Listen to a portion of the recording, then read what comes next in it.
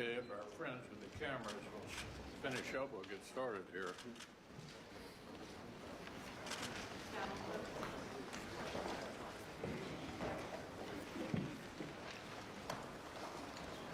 Morning, Mr. Secretary. I'd like to call the subcommittee to order. Remind everybody that today's hearing is not a welcome place for demonstrations, and anybody who tries to disturb the proceeding is going to be echoed out. Secretary Hegseth, General Caine, Ms. McDonald, we're glad to have you here.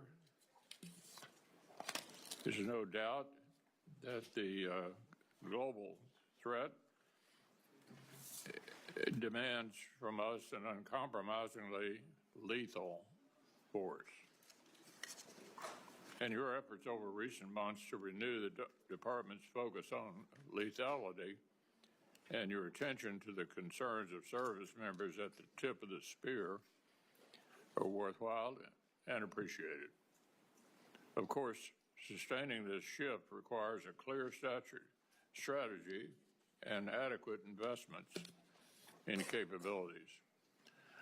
So we're looking forward to hearing in detail what exactly the Office of Management and Budget is requesting on behalf of the Department of Defense for this coming fiscal year, and whether this budget flows from a strategy or instead defines and limits the strategy. This hearing will be the first public demonstration of what we hope to be a productive relationship between the subcommittee and the department. In the past, the relationship has functioned best when it's based on timely and forthcoming communication.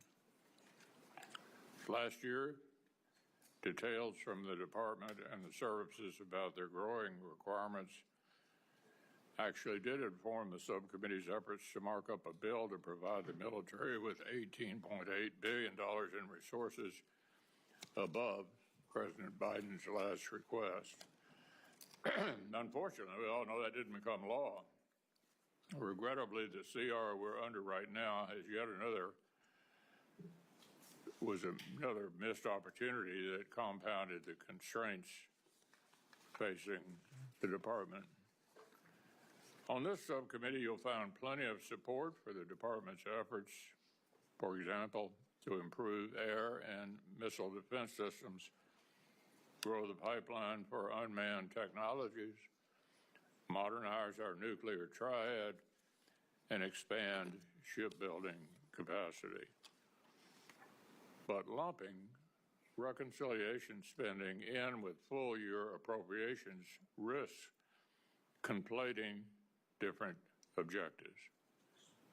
Chairman Wicker and his South House counterpart have pointed out already that even an important one-time investment in military modernization is not a substitute for steady growth in the annual budget top line.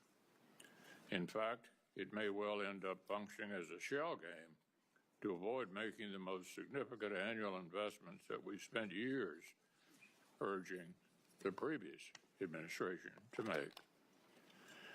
I struggle to understand, for example, why the administration would cut procurement funding in the base fiscal year 26 budget by $14.4 billion and move that funding into, all of which enjoys strong bipartisan support, while that would be moved into a simple majority reconciliation bill. The fiscal year 26 annual request seems to do just this for Virginia-class submarines, Arleigh Burke-class destroyers, and B-21 bombers. Like with critical munitions, we should send the services and industry a sustained demand signal by incorporating them into annual appropriations. If we're really serious about making the sustained long-term investments in our military, then let's do it more than just a one-time injection of funding. If the administration wants to request a $1 trillion defense budget for fiscal year 26 and make a full-year investment in urgent priorities and new programs, let's do it. In the meantime, let's not overstate the fiscal 26 request. The administration's requested base defense budget is lower than 15 of the last 20 annual requests, including President Biden's request for fiscal year 25. In fact, fiscal year 26 extends your predecessor's streak to 5 straight base reduction requests that would fail to keep pace with inflation, let alone with the threat of China. But say we do take reconciliation into account, even then, this is hardly the largest funding request for the Department of Defense. In constant dollars, the fiscal year 26 Department of Defense budget request still falls short of the annual funding request for fiscal 08, fiscal year 09, fiscal year 10, and fiscal year 11. As a share of GDP, even including reconciliation, the fiscal year 26 request is still just around 3%. That's not just half the level of the Reagan buildup that secured peace through strength. It's even less than the 4.5% of GDP requested for defense under President Carter.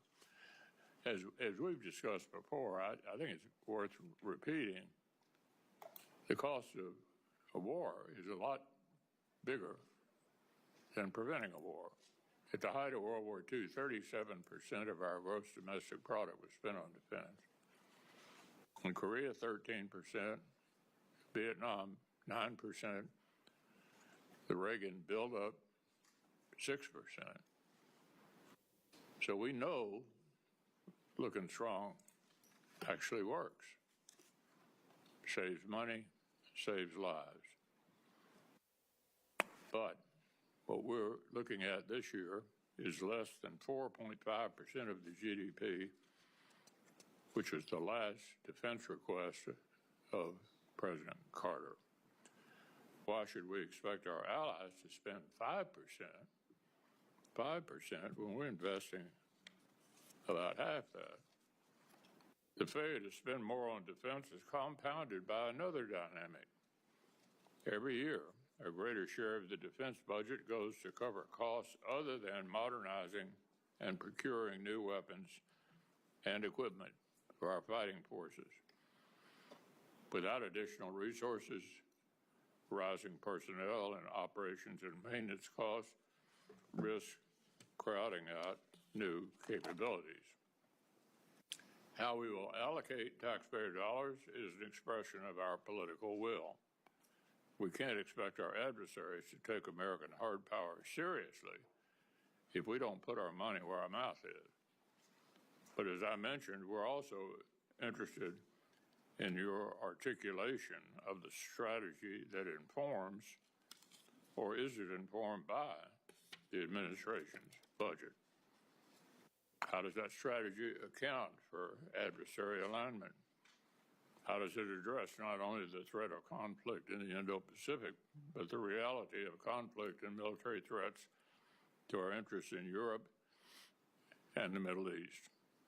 Most of us on this panel believe that Russia's war in Ukraine, its alignment with the aims of other U.S. adversaries, and its eventual outcome are profoundly important to America's interests and offer more than just a glimpse into the future of warfare.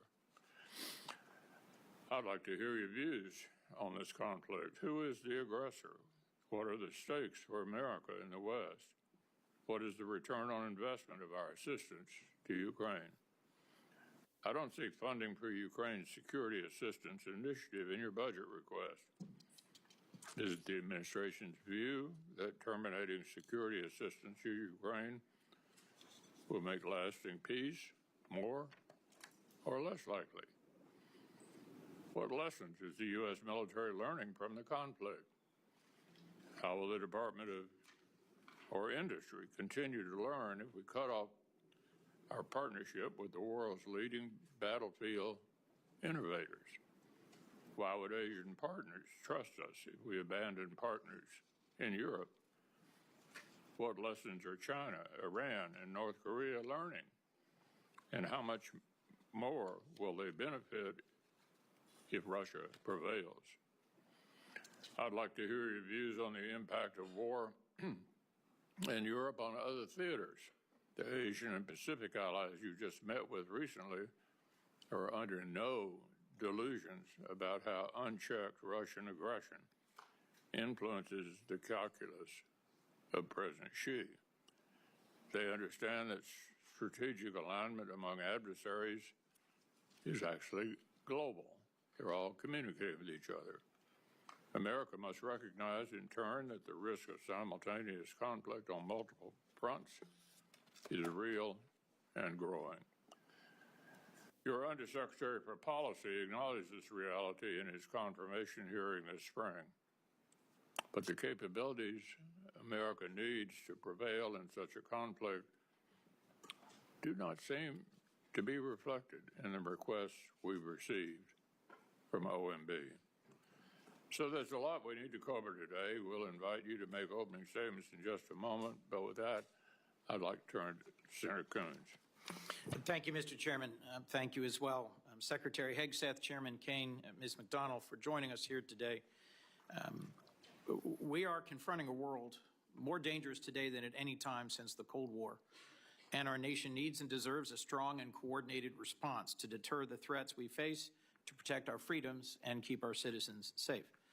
The last several administrations correctly prioritized China. The People's Republic of China is the pacing threat to our nation's security. More recently, as the chairman just said, and as I strongly agree, China, Russia, Iran, and North Korea are increasingly aligned in ways that are making each of them more threatening to our national security. This is happening right now in Ukraine.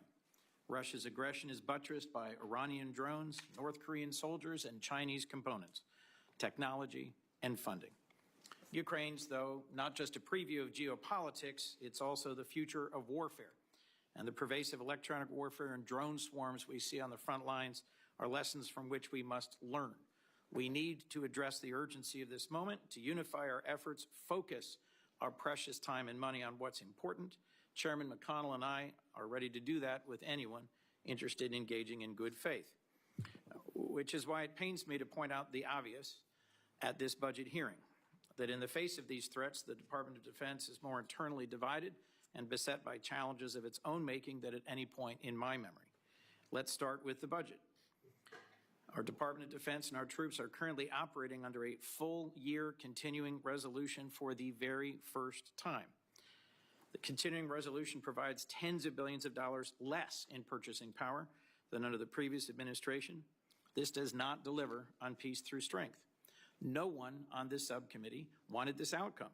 Mr. Secretary, we appealed to your office to timely and publicly oppose a CR as all previous secretaries had done. But you were silent. You never responded. That CR's cuts are forcing DOD to halt training and shrink exercises, and it fundamentally undermines readiness. DOD has made the CR worse by paying for DHS border activities with DOD funds meant for military quality of life. Money to repair buildings, to relocate military families, to keep the Navy's fleet operationally ready. Shrinking budgets will not speed up our acquisition system, complete kill chains, or deepen our magazines. We are falling behind thanks to some poor choices. It should go without saying that the People's Republic of China does not operate under a continuing resolution. The fiscal year 2026 request is no better. If you go to DOD's fiscal year 2026 page right now, this is what you'll see. This is what is currently publicly available. And the budget request was not much better. We were given this on Monday. More than a month after OMB's press release, we are still waiting for real budget details. This is officially the latest budget submission of the modern era. For anyone not versed in how this should go, at this stage, we would have received at least this, if not reams more. This committee, to do its job, wants to work with you on the details of exactly which programs and exactly which deployments and exactly which end strength you are requesting, so that in a timely way we can complete our work and avoid another disastrous continuing resolution. But the department has been AWOL in the 26 debate as it was in the 25 debate. Bills are already being written, and the department's inability to explain its budget is slowly making it less relevant to what it receives in fiscal year 26 in our appropriations process. What's clear is the base request is exactly the same funding level as the FY25 CR that's created problems. Mr. Secretary, you're requesting an increase instead through budget reconciliation, a partisan gamble that I believe shows poor judgment about how to handle our nation's security. DOD's ability to take care of our warfighters should not be contingent on whether Congress can pass a bill that also explodes the national debt, gives billionaires tax cuts, cuts access to health care, in short, is controversial and uncertain. I think it sends a bad message to the U.S. defense industry about the uncertainty of appropriations for key systems at precisely the time we want certainty and we want more from them. Who wins in all this? Not the American people, our adversaries. Mr. Secretary, I'm also concerned that far more of your time so far has been spent inside the building on culture wars rather than outside the building deterring real ones. This administration began by firing a long list of qualified uniformed leaders without cause. The chairman of the Joint Chiefs, the chief of naval operations, the vice chief of the Air Force, the head of the National Security Agency, the U.S. military representative to NATO, the director of the Defense Health Agency, the head of the Coast Guard, and all of the Service Judge Advocates General. Continues to push out tens of thousands of civilians who should instead be repairing our ships, testing equipment, providing health care. It's rooting out fully qualified, combat-proven service members solely because they are transgender to satisfy a petty animus. And it's censoring service academy libraries so that no future leader of our military can read Maya Angelou or Janet Jacobs' book on the Holocaust. Even Jackie Robinson's World War II service photo is not safe from culture warriors. In January of this year, any patriotic American who met the qualifications could serve our nation, and the Marines at 29 Palms were training for the Indo-Pacific, not the streets of Los Angeles. We worried then about our enemies rather than each other, and we should return to that model.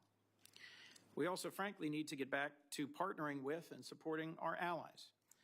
This administration has publicly and repeatedly threatened to seize the territory of NATO allies and retake the Panama Canal.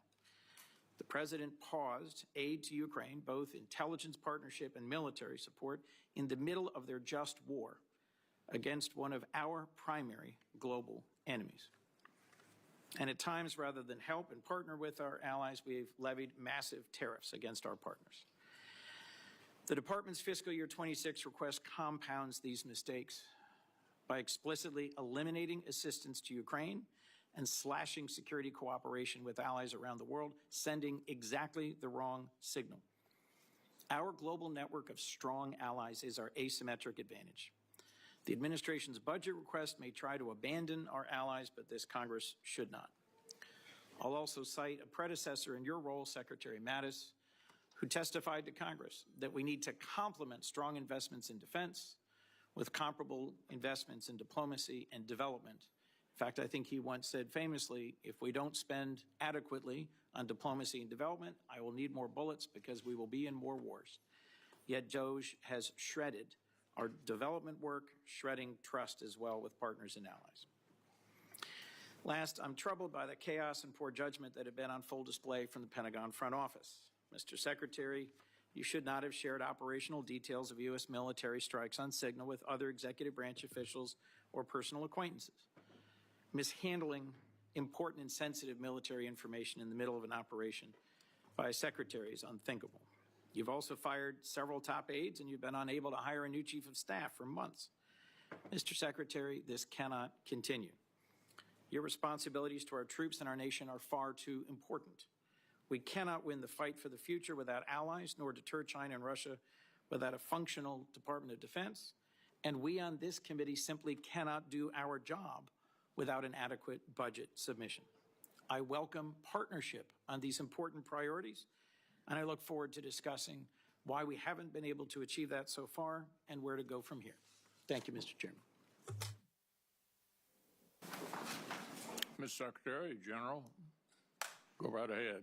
We're anxious to hear from you. Well, Chairman McConnell, Ranking Member Coons, distinguished members of the committee, thank you for the opportunity to testify in full support of President Trump's proposed fiscal year 2026 budget for the Department of Defense. I'm honored to testify today alongside General Dan Caine, Chairman of the Joint Chiefs of Staff, and Bryn McDonald, who is performing the duties of DoD's Comptroller and Chief Financial Officer. We're also very proud to represent and serve our warriors and their families. Today, as they do every day, they're keeping America safe. They're defending the homeland. They're standing up to Communist China. They're working hand in glove with our allies and partners, and they are achieving peace through strength. This morning, I'd like to start by thanking this committee and Congress for your bipartisan leadership to give our troops a big pay raise in 2025. This included an additional 10.5% raise for our junior enlisted service members, E1 to E4. Thank you also for improving other initiatives that will improve quality of life for our warriors and their families. With a focus on our troops and their loved ones, I've directed additional actions that will further improve their quality of life. These include making historic investments to improve living conditions in barracks and base housing, reforming the PCS process to reduce the cost and stress of these moves, and improving the quality of care provided to our defense healthcare system. The best part of our job, of my job, is meeting and interacting with the troops and their families. I hear their concerns. I know how it feels to face these challenges. I've been there recently. Each of these initiatives responds to feedback I or we have received directly from the force. We will keep listening and keep looking for ways to improve their quality of life. Under President Trump's leadership, this budget puts America first and gives our warriors what they need. The $961.6 billion budget request, which is over $1 trillion for national security total, will end 4 years of chronic underinvestment in our military by the Biden administration. Now, as is custom with first-year administration budget releases, additional time was necessary to implement presidential initiatives. So in the last 4 months, we have moved very quickly to reverse course after 4 years of weakness and mismanagement. We found nearly $30 billion in savings across the department. We killed wasteful programs, targeted bureaucratic excess, and redirected funding from Biden-era priorities to President Trump's priorities. Working with the Department of Homeland Security, we increased border security, to say the least. We reduced China's malign influence in our hemisphere. We defended freedom of navigation in the Red Sea. However, because of so much deferred maintenance, we still have a lot of work in front of us to achieve peace through strength. So to carry out the President's mission, we've set 3 priorities for the department: restore the warrior ethos, rebuild our military, and reestablish deterrence. First, we're restoring the warrior ethos. President Trump charged me to focus relentlessly on warfighting, lethality, meritocracy, standards, and readiness, and that's exactly what we're doing. We're refocusing on what's important: our warriors. We're sweeping away distractions and bloated bureaucracy. We set standards that are high, equal, and unwavering. DEI is dead. We replaced it with a colorblind, gender-neutral, merit-based approach. And our force is responding incredibly positively to these changes. Because of President Trump, recruiting and retention is higher than it's been in decades. This budget provides a historic level of funding for military readiness, putting our warfighters and their needs first. And young Americans are responding and signing up in droves. Second, we are rebuilding our military. 25 years ago, our military was unchallenged, yet we squandered that advantage as China carried out an unprecedented military buildup. President Trump is correcting those mistakes. We're reviving our defense industrial base, reforming our acquisitions process, and rapidly fielding emerging technologies and new weapons so that our warfighters can meet the challenges of an evolving threat field. This budget invests $25 billion in Golden Dome for America, a down payment on President Trump's priority to defend our homeland. It also commits more than $62 billion in total to modernize and sustain our nuclear forces as we face rising nuclear dangers. The budget allocates $3.5 billion for the F-47, the world's first sixth-generation air superiority fighter. The budget will also revitalize our shipbuilding industrial base with $6 billion in funding in FY26 and $47 billion total in shipbuilding. The budget also significantly increases funds to buy next-generation technology, including autonomous systems, long-range drones, long-range fires, and hypersonics. We will put these capabilities in the hands of our warfighters. These steps will keep us the strongest and most lethal force in the world. Third, we're reestablishing deterrence.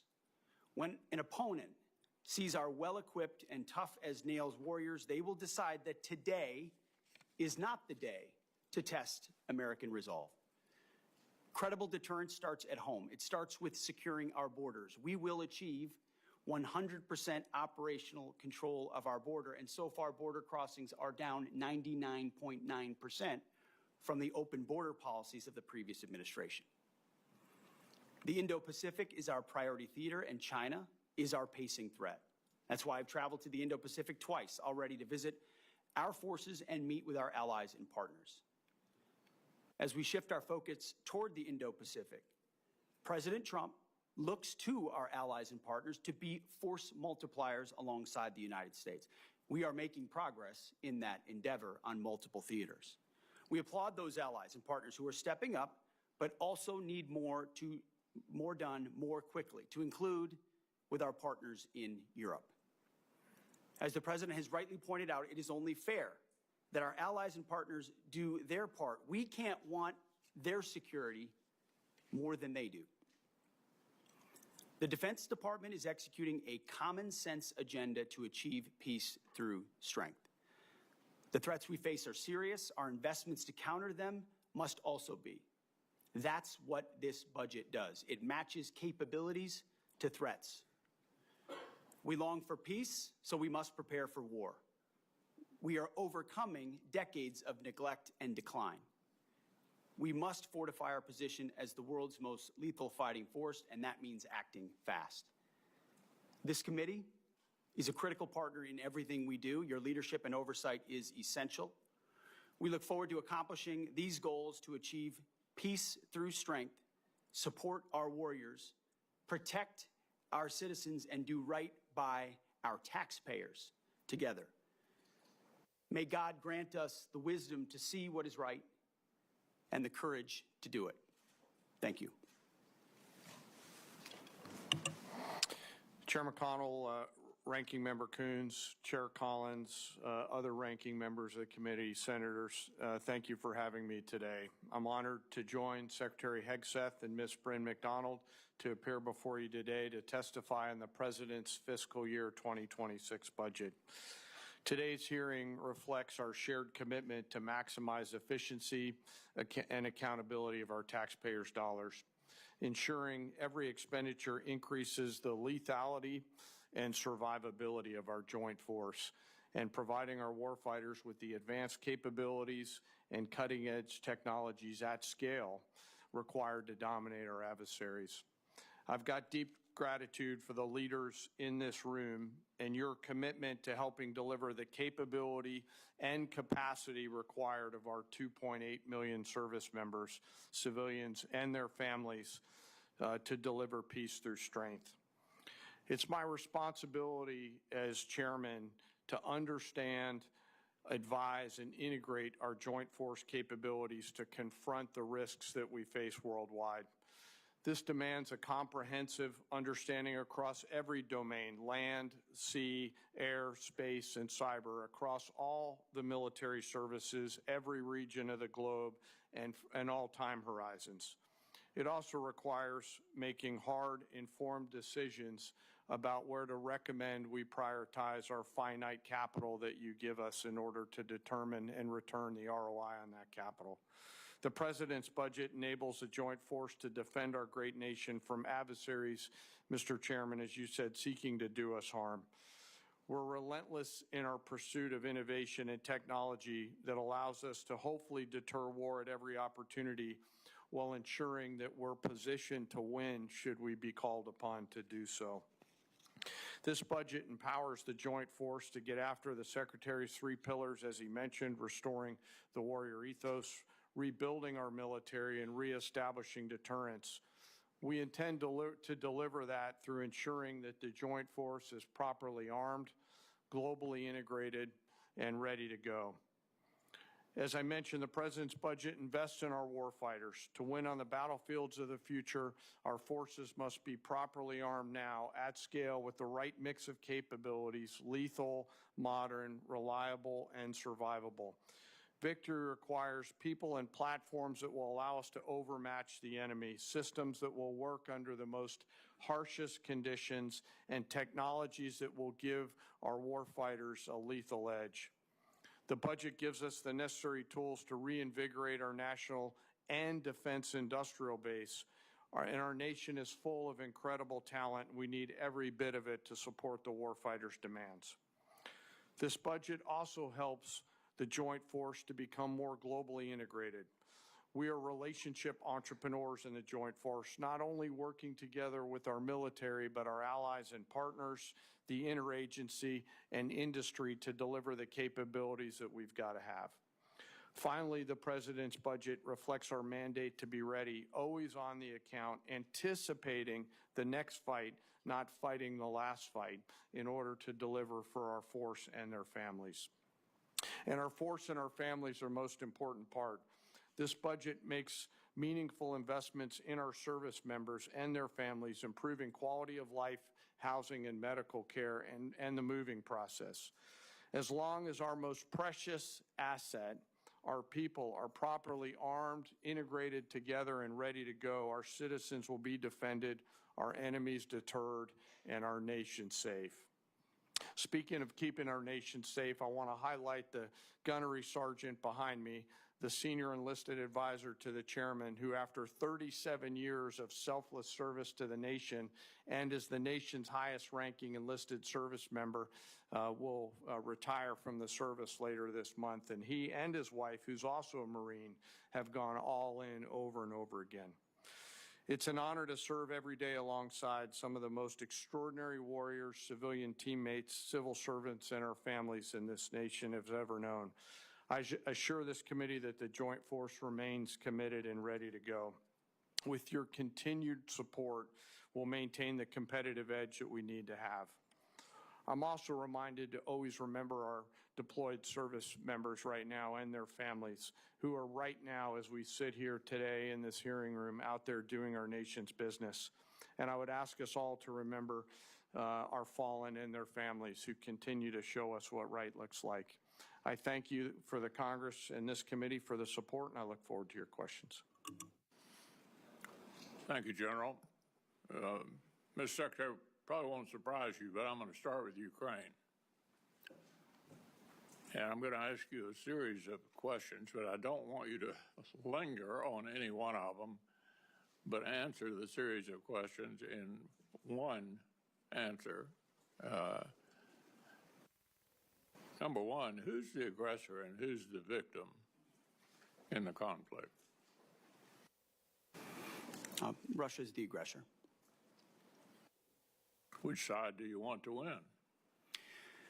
As we've said time and time again, this president is committed to peace in that conflict. Ultimately, peace serves our national interests, and we think the interest of both parties, even if that outcome will not be preferable to many in this room and many in our country. Which side is President Xi pulling for? Well, as was stated by both of you, we obviously understand, unfortunately, under this administration and the policy, under the previous administration and the policies they pursued, it has driven Russia and China closer together. So there's no doubt that China would prefer that Vladimir Putin have a good outcome. But it would also prefer a prolonged conflict that would keep us and other countries tied down and incapable of paying attention to the malign influence of China elsewhere. One thing I'm sure we agree on is we don't want a headline at the end of this conflict that says Russia wins and America loses. And given the fact that all of our adversaries are communicating with each other, that's extremely important if we're going to continue to play the role in the world that the vast majority of members of Congress think we should still play, particularly now that our adversaries are more significant than they have been since the Berlin Wall came down. With regard to the money we're spending, what's the return on the investment of our security assistance to Ukraine? Senator, I would just say, given the approach of President Trump, that's not the headline, regardless. The previous administration, under the Obama administration, Crimea was invaded, and we gave them blankets. Under President Trump, during his first term, he gave the Ukrainians javelins, and the Russians did not invade. Under Biden, the Russians did invade, and aid was slow-walked incompletely, and as a result, it became a gridlock. Thankfully, the javelins that President Trump provided actually stalled the Russian advance. Now we are at a place where Vladimir Putin knows that President Trump is strong. He knows his word means something, and as a result, a negotiated peace in Ukraine makes America look strong, makes us look like we understand the state of the world and where we want to be focused, even if we understand that Russia's the aggressor, and we applaud the efforts of the Ukrainians. There is a moment where you have to recognize what exists on the battlefield and that a better outcome is a negotiated peace to stop the killing and stop the slaughter. And our budget reflects that perspective. If I may, Mr. Secretary, I'm not here to defend the previous administration. They were completely inadequate anyway. And I think you could make an argument that the precipitous withdrawal from Afghanistan was like a green light to Putin. But we are where we are. And beating up the past is not a plan for going forward to the future.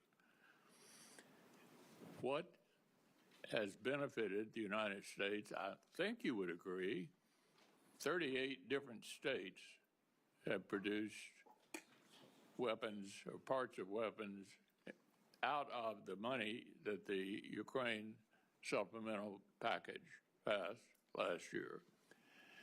2 new members of NATO now increased spending by virtually all of our NATO allies, which President Trump deserves part of the credit for encouraging that. Vladimir Putin probably guaranteed it would happen. Everybody seems to be moving in the right direction. And then they look at us and wonder whether we're in the midst of brokering what appears to be allowing the Russians to define victory. I think victory is defined by the people that have to live there, the Ukrainians. And I don't think they're going to ever conclude that victory means basically adopting the Russian views on all this. So what do you make of what the Russians are up to? They don't seem to me to be too interested in talking. We want to talk. They seem to be increasing the war. What's your take on that? Well, no one's adopting views, sir. I would say that the budget reflects the reality that Europe needs to step up more for the defense of its own continent. And President Trump deserves the credit for that. In his first term, in this term, we're about to go to The Hague, where we hope most European NATO countries are going to commit to a 3.5, 1.5 total of 5% defense spending, which was inconceivable before President Trump. And he has set the standard that America can't be everywhere all the time for everybody. And if you're a European country, you cannot freeload off of the United States in perpetuity. You are our allies and our friends, and we will stand with you, but you need to stand up in times of peace and in times of war. And this budget reflects that it's long overdue Europe does more, and that we be strategic about the outcome there, even if it's not preferable for all parties, so that our focus can turn, as was mentioned by everybody thus far, to the Indo-Pacific and our pacing threat, while Europe ensures peace on that continent. And so the budget is meant to reflect that reality. It includes hard choices. But that's been one of the things we're trying to do in this Defense Department, is make some of those hard choices alongside President Trump. Yeah, the only thing I would say to conclude this before turning over to Senator Coons, relitigating the past, it seems to me, is not helpful. I didn't defend any of the submissions, budget submissions that the previous administration made. I had a lot of the same complaints about how they were handling this. I want to avoid that for the future. And it seems to me pretty obvious that America's reputation is on the line. Will we defend democratic allies against authoritarian aggressors? That's the international concern that I have about this. And I think a number of my members share that view. Senator Coons. Thank you, Mr. Chairman. Mr. Secretary, just a quick question to clarify something. Is a full year continuing resolution bad for the Department of Defense? Just yes or no? Sir, a full year continuing resolution is never preferable for any department, especially the Department of Defense. Not preferable. And I know, General Caine, I don't need to ask you because your written testimony specifically says routinely operating under continuing resolutions lowers buying power, results in less deployable capital, makes it harder for industry to make long-term investments. And is it your commitment, Mr. Secretary, that you'll work with us to achieve a full-year appropriation? You'll submit the budget documents necessary, work with us closely, that we'll be able to do our work so you can do yours. Senator, we are committed to working with you to make sure the Defense Department gets as robust a budget as possible where we can meet the threats of today and tomorrow. Thank you. I'll just say at the outset for all my colleagues, I am increasingly concerned that there is a threat that some believe they can best govern by continuing resolution, reconciliation, and rescission, and not ever actually have us appropriate. So I look forward to working with you to avoid that outcome, which I think would both disregard the role of Congress and put all of us at greater risk. It seems to me clear with regards to Ukraine that Vladimir Putin has no serious intent of negotiating. He continues to attack civilian targets night after night with hundreds and hundreds of drones. The Ukrainians have just carried out a spectacular attack against military targets. And it seems to me concerning that the 2026 request eliminates aid to Ukraine entirely. At the same time, the Senate has a strongly bipartisan bill led by Senator Graham and Senator Blumenthal to impose more sanctions on Russia, and many senators of both parties want to provide more aid to Ukraine. Would you agree, Mr. Secretary, that the United States should use every tool it has at its disposal, including additional sanctions, to pressure Russia to come to the table to negotiate a just and lasting peace for the war in Ukraine? Senator, every tool at our disposal? No. We have a lot of tools in a lot of places. Let me be more narrow. Let me be more narrow then. Apply. You said, and I'll take some exception to this, that our European allies cannot freeload off the United States in perpetuity. My impression is that Article 5 of the NATO Treaty was only invoked once. It was after 9/11. And a significant number of our European allies and partners deployed to Afghanistan alongside us and suffered significant combat casualties.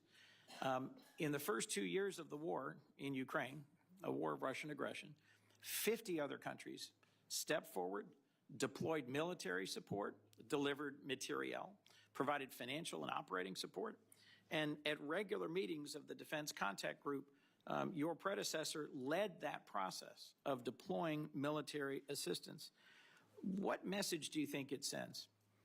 That as Ukraine continues to suffer day after day of punishing attacks on civilian centers, we're not using the $3.8 billion in presidential drawdown authority that remains to send additional air defense and interceptors, and you yourself chose to not attend the Ukraine Defense Contact Group.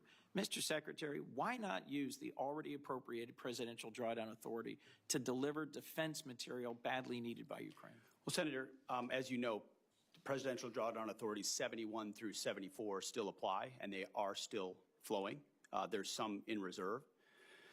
To your question about my statement, and I served with a lot of NATO allies in Afghanistan as well. Incredibly capable Canadians, Brits, and Australians and others. I'm grateful for them, and I've gotten to know a lot of them in this process going to Brussels. Amazing people, amazing countries. Thus, I was struck, Mr. Secretary. But we also wore a patch on our shoulder. Yes. That said ISAF, International Security Assistance Force. And you know what the joke was? That it stood for I Saw Americans Fighting.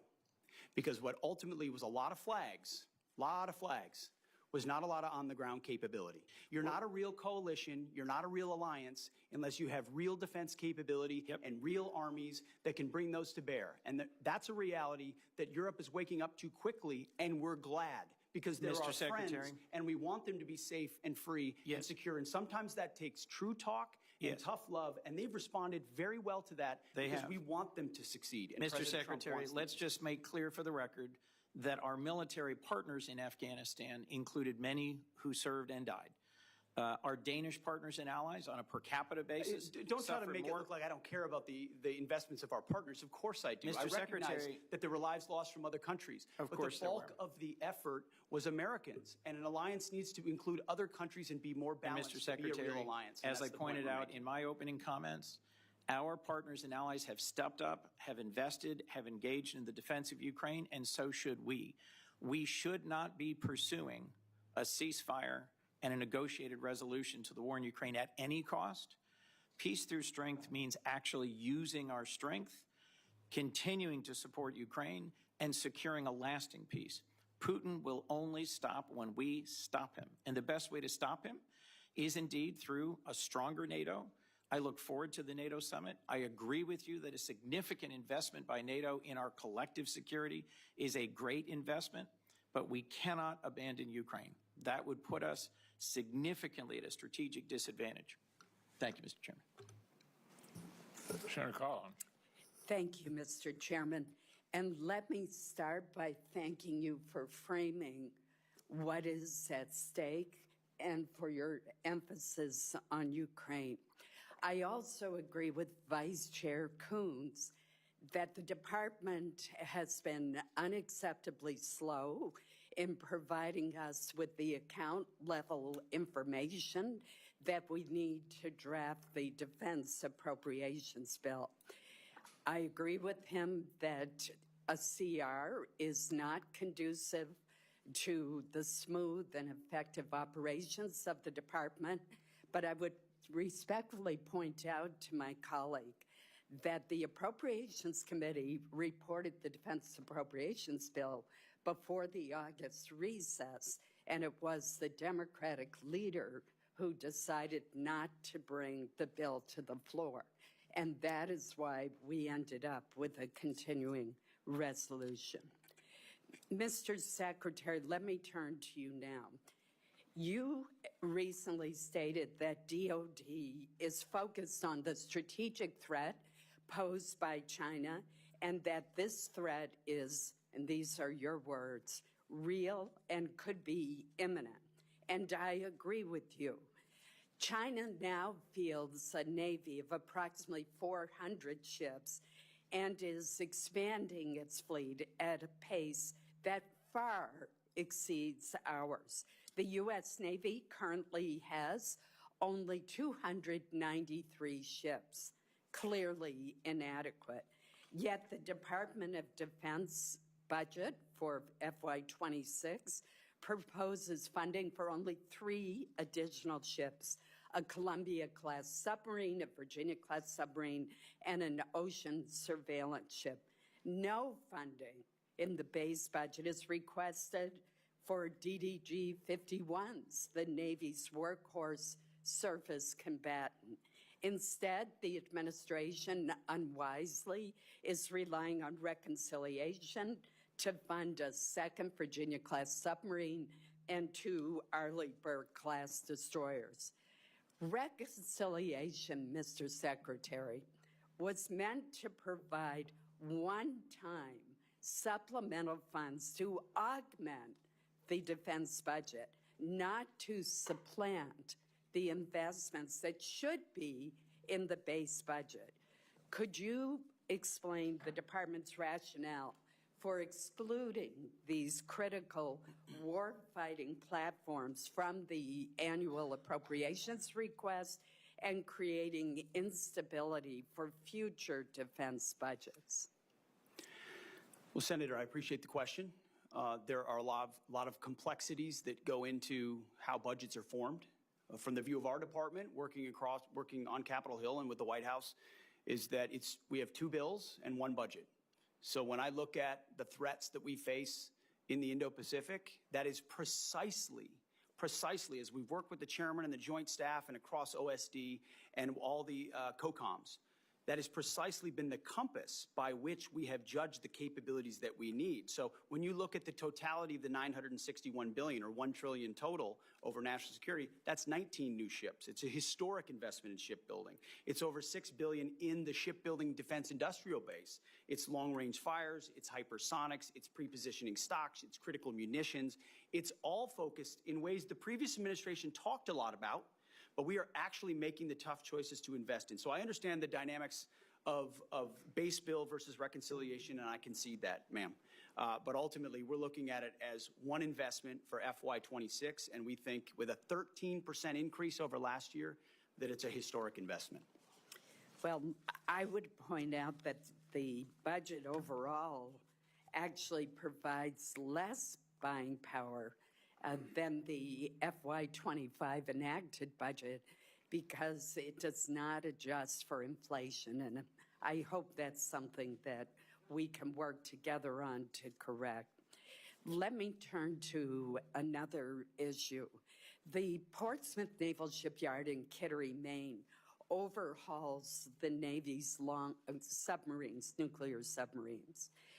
Senator Shaheen and I helped to secure an exemption from the hiring freeze for the shipyard, and that is absolutely essential. But if I could speak for Senator Shaheen as well as myself, both of us are hearing from shipyard leaders as well as the Navy, as well as the rank and file workers, the union leadership, that the delays in hiring and onboarding across the workforce, from frontline mechanics to security personnel, continue. Could you speak to what is causing this delay since the exemption from the hiring freeze was granted months ago? Well, it's a great point, Senator. I will have our team dive into that because that should not be the case. There was very specifically exempted because of the importance of those shipyards, and whatever we can do to speed it up for you, we will do. Thank you. Thank you, Senator Collins. Senator Murray and then Senator Graham. Thank you very much, Mr. Chairman. Secretary Hegseth, you oversee one of the largest and most important organizations on planet Earth. More than anything, the Department of Defense needs stable, competent, and strategic leadership. And much as I had feared back in January, it is not what we are seeing under your leadership. In a matter of months, you have lost top aides and reportedly struggled to hire new ones. You have fired highly respected top military officials. You shared highly sensitive attack plans over Signal and apparently with people in your own personal circles, and you've not taken responsibility for those mistakes. All the while, the security challenges we face have grown larger, not smaller. And then in the face of these challenges, you've taken a series of actions that weaken our posture. For example, in my home state of Washington, which is home to many DoD installations critical to our Indo-Pacific strategy, you have pushed out almost 2,000 highly trained civilian employees, including at Puget Sound Naval Shipyard. Mr. Secretary, you talk about returning the department to its mission of warfighting, but I am repeatedly hearing that your policy and personnel changes at the Pentagon are only undermining, not strengthening our military's preparedness to protect our country. You are deploying the American military to police the American people. You're sending the National Guard into California without the governor's request. Sending the Marines not after foreign threats, but after American protesters. And now President Trump is promising heavy force against peaceful protesters at his D.C. military parade. Those sorts of actions and that sort of rhetoric from a president of the United States should stop every one of us cold. Threatening to use our own troops on our own citizens at such scale is unprecedented. It is unconstitutional, and it is downright un-American. We should all be speaking out against this and demanding accountability. Now, Mr. Secretary, I have to say, for people who tout their commitment to transparency and efficiency, I've never seen an administration more bent on hiding basic facts from American people. Your department has been unresponsive to congressional inquiries and oversight requests, all the while you are working to muzzle the free press, denying journalists access to the Pentagon press corps. Now, before I turn to my questions, let me just note, it is now mid-June, and we only, just a few days ago, received some, but not all, important portions of your budget request. It should not have taken this long to get this request, and we do still need to see the justifications in order for this committee to do its work. We're missing those. Not having a full budget at this juncture is really unacceptable. So I am deeply concerned. So let me turn to my questions, and this is important. This administration has put the civilian workforce under attack from day one, encouraging resignations, firing probationary employees, instituting hiring freeze, requiring OPM to approve any new hire one by one, and now, new last week, requiring prospective employees to explain how they would, quote, help support the president's executive orders and policy priorities. We have spoken with military installations across our country. Almost all of them have been forced to fire skilled civilian employees who are badly needed. And all of them also have hundreds, and in some cases thousands, of new hires ready to bring on board, but now have to individually be reviewed by OPM, apparently to ensure that they support the president's priorities. Secretary Hegseth, I want to know, and keep your answers short, I have limited time, will you be firing more shipbuilders, yes or no? Senator, we haven't fired shipbuilders. We've offered through a right-sizing of our civilian positions, which everyone in this committee would acknowledge that the Defense Department has had a bloated bureaucracy for a long time, have given a voluntary process by which some people can choose to take a DRP. I'm just asking you so a it's question. Not a firing of shipbuilders. Okay, so that's a totally disingenuous characterization of what our department is doing. We are focusing on shipbuilding. Mr. Secretary, do we need more or fewer shipbuilders? We are investing historically in our shipbuilding defense industrial base and workforce and ships in this budget, more than anything the previous administration ever did. So, well, you managed to fire highly skilled workers, including my home state of Washington, for no reason.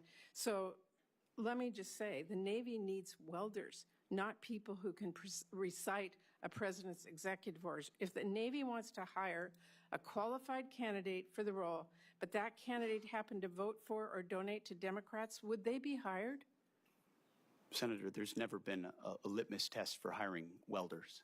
Well, if you can weld, you can work at the Defense Department. That is what they're being asked. And Mr. Secretary, I just have to say, we need to drop the politics in our military. We need to hire the best people. We do not need to force them out. That is simply the case at this point. Now I'm out of time. Thank you, Mr. Chairman. Senator Graham. Thank you. Welcome. One of the things you're trying to do is hire people based on merit, right? Yes, sir. You could care less if they're libertarian, vegetarian, Democrat, Republican, as long as they can do the job? Yes, sir. Okay. All right. More people are joining the military now than any time in recent memory, right? Yes, sir. So the situation described by Senator Murray is not being viewed by other Americans because they're signing up in droves. Senator, there's been a historic surge. You know why? Because they think you're a winner. They think you're going to lead. They think you're going to have their back. That's why they're signing up. Keep doing what you're doing. Now, do you agree that the world kind of miscalculated Hitler in the 20s and 30s? Certainly did not understand the scope of the threat. Yes, like Senator. The guy wrote a book, I want to kill all the Jews, and nobody believed him. You remember that? General Caine, is that a fair statement that the military-industrial complex of the 20s and 30s really didn't miscalculated Hitler? Yes, sir. The danger of that is like 50 million people get killed. So let's don't do that now. As to Iran, they say they want to kill all the Jews. Do you agree with them? I believe they mean what they chant. Yes, Senator. Do you agree with that, General Caine? Sir, I think they've got some agendas for sure to. Well, is that agenda to use a nuclear weapon against Israel? Sir, I think they would potentially. They had a nuclear weapon. Would they use it against Israel? In your professional military judgment. Sir, I think they'd use it to pressure Israel. I don't know whether they would use it. Well, is it 50-50, 60-40, 70-10? What is it? I don't know what the percentage is. Well, you can't be wrong, can you? What does Israel think? Sir, I think they think they would potentially. What do you think, Mr. Secretary?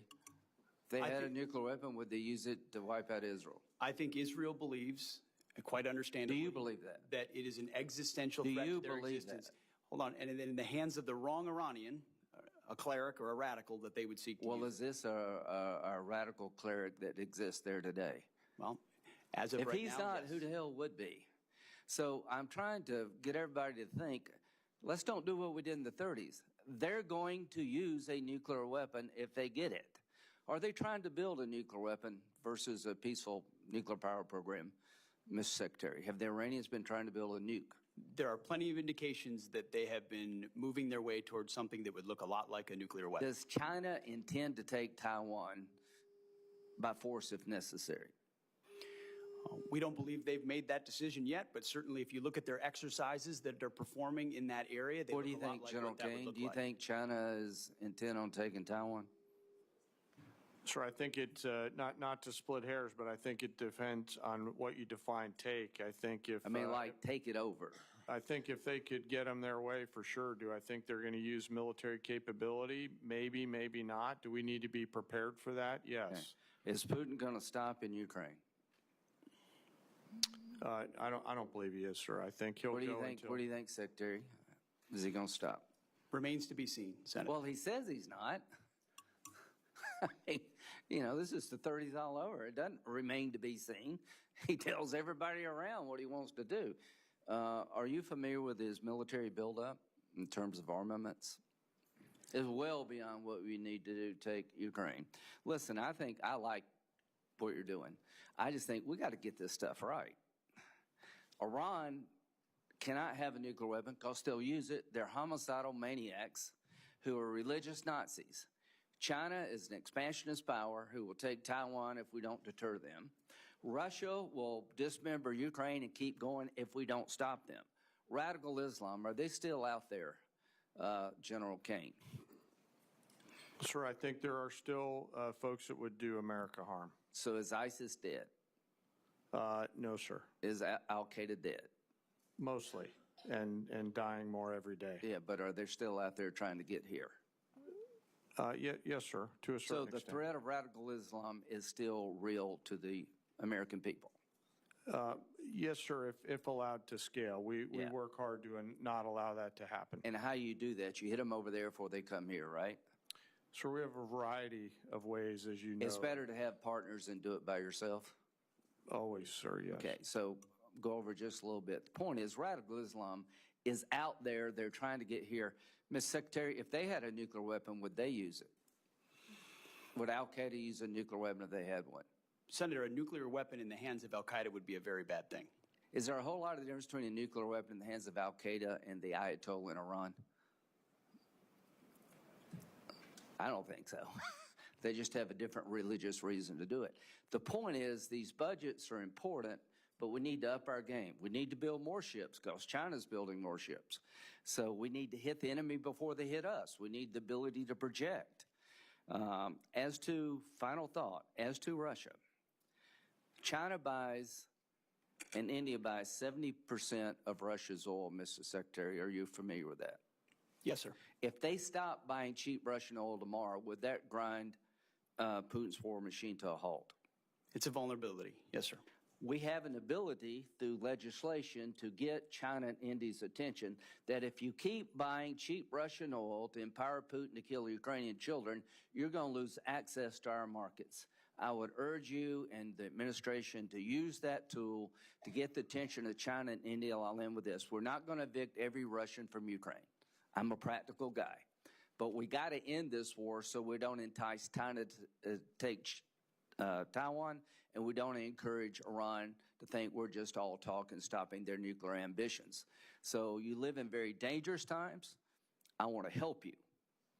General Caine, you're the right man at the right time. Thank you. Senator Reed, and then Senator Moran. Thank you, Mr. Chairman. Welcome, Mr. Secretary, Mr. Chairman. Mr. Secretary, you have already ordered 4,000 National Guardsmen into Los Angeles, plus 700 active duty Marines. That's against the advice and opposition of the governor, the mayor, and the chief of police of Los Angeles. And these forces are in addition to 11,000 military personnel, active duty and National Guard, that have been deployed to the southern border in support of Customs and Border Protection. Separately, the Department of Homeland Security has requested more than 20,000 National Guard troops to assist in, I quote, interior immigration efforts. And I understand you've approved an additional phase of 700 service members for this mission, with additional associated command and control from Texas, Florida, and Louisiana. This week, the Department of Homeland Security sent another request for DoD support to transport ammunition, quote, to authorize military forces to detain or arrest American citizens, to provide DHS with military drone surveillance support, and to have the Marine Corps advise DHS on running joint operations. Is it your intent to approve these requests, all of them? Well, Senator, we very much support President Trump's focus on defending the homeland on our southern border, as well as supporting law enforcement officials doing their job in ICE in Los Angeles who deserve not to be assaulted, accosted, and rioted while rounding up one of the 21 million illegals allowed in as an invasion under the previous administration. Are you prepared to authorize DHS to use drones and also to authorize military forces to detain or arrest American citizens? Senator, every authorization we've provided the National Guard and the Marines in Los Angeles is under the authority of the President of the United States, is lawful and constitutional. They are assisting in defending law enforcement officers and law enforcement facilities. So the answer is yes. In the execution of their job. The answer is yes. In the city of Los Angeles. How are you paying for this? Is this done on a reimbursable basis by the Department of Homeland Security, or is the Department of Defense paying for this? As we mentioned yesterday, a lot of this we are paying for, and some will collaborate with DHS on. And how is that done given a CR which restricts your spending dramatically? What are you taking from? Readiness? Well, as we acknowledged, and I can pass to my colleague Bryn, who knows the details on this, but in 2025, where we took from, we have completely refunded and then some in the FY26 budget. Your whole ethic seems to be revolving on the lethality of the military force. How is this operation with Marines and National Guardsmen improving their lethality? Senator, you mentioned the 11,000 at the border. It's actually 13,000. And I've been down there to speak with them multiple times. And people will say that mobilization hurts readiness. When you talk to them, it actually improves their readiness. I'm talking about lethality. That's what you talk about all the time. Readiness and training and accountability is all part of lethality. No, that's right, training. The more ready you are, the more capable you are, the more accountable you are, the higher your standards are. It all makes you more lethal. So and the mission in Los Angeles, as you know well, sir, is not about lethality. It's about maintaining law and order on behalf of law enforcement agents who deserve to do their job without being attacked by mobs of people. And so we're very proud that the National Guard and the Marines are on the streets defending the ICE agents, and they will continue to do that. Law and order is a civil function under the Constitution of the United States. Civil enforcement, law enforcement authorities, not the U.S. military. And there's plenty of precedent for the U.S. military supporting law enforcement officers. What your military is doing right now is laying concertina wire, guarding buildings, maintaining vehicles for other services. This is not only, I think, illegal, but also a diminution of the readiness and the focus of the military. But let me change course a bit. There's a general understanding that you have taken possession of this Qatari aircraft, the 747. But there are public reports that Qataris have not yet signed a memorandum of understanding, which would specify that the agreement was initiated by the Trump administration and Qatar is not responsible for any future transfers of the plane's ownership. Are you in possession of the Qatari airplane now?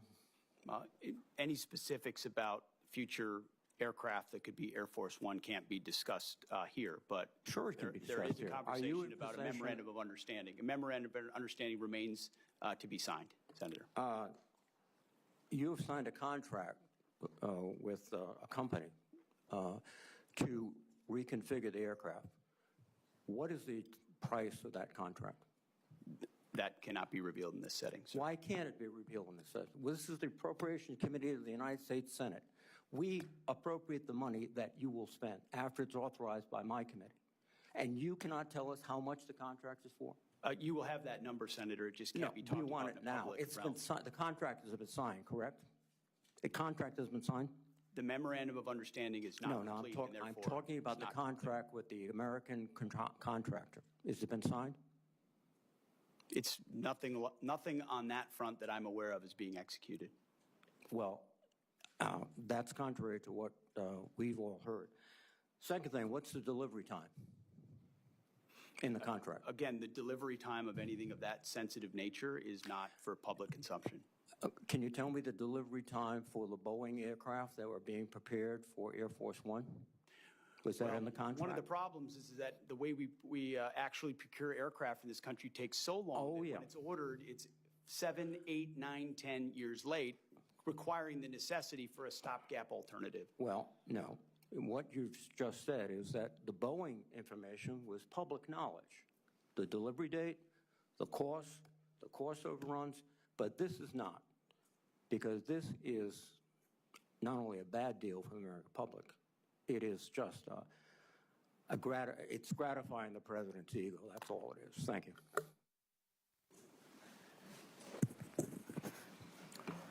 Senator Moran, and then Senator Durbin and Senator Hoeven. Chairman McConnell, thank you. Secretary, an issue for me as a Kansan, but an issue for folks who fly out of Ronald Reagan National Airport. January 29th, Army Black Hawk helicopter and a commercial airliner arriving at DCA from Wichita collided midair. I know you're aware of it. You were involved in responding on the night of the accident, January the 29th. It killed 67 individuals, many of them Kansans. I want to hear a confirmation from you. Since that flight, I ask, as did the Department of Transportation, the FAA, that the helicopter flights emanating from the Pentagon be put on pause. It's my understanding from information from the Army is that since January 29th, 7 flights have taken off and landed at the Pentagon. 6 of those flights occurred during periods of high volume at DCA. One of those aircraft caused 2 different commercial flights to abort landing on May the 1st. And since this latest incident, I understand that all flights have been halted. My question is, will you commit to maintaining that restriction on all non-essential rotary flights, including VIP transport from the Pentagon until the Department of Transportation, the FAA, determines the safe way in which that can be done, if there is a safe way? Senator, that was a very tragic incident, which can never happen again. We initiated an investigation immediately, worked directly with the Department of Transportation immediately. They've taken the lead on it. In real time at that moment, we even stood over maps and looked at routes to make sure we were ensuring that routes of Blackhawks were away from the flight path so that it didn't happen again. There are essential reasons why you may need to move along a corridor similar to that, but there is no authorization for VIP or convenience flights along that route. That is not the case and will not remain the case. You have our assurance that I'm working with Secretary Duffy very closely to make sure that The only flights that would be, even in a modified path, would be those that are necessary and authorized. And that ban, except for that ban on non-essential flights, including VIP transportation, remains in effect until Secretary Duffy reaches a conclusion if it's possible to fly safely. We are in direct coordination with Secretary Duffy, and we take his recommendations very seriously and work together. And only where there's a dynamic and ongoing need for the Defense Department would we push back and try to figure out a middle ground. Thank you, and I compliment you on your response and engagement on January the 29th. I appreciate that very much, including the conversation you and I had that evening.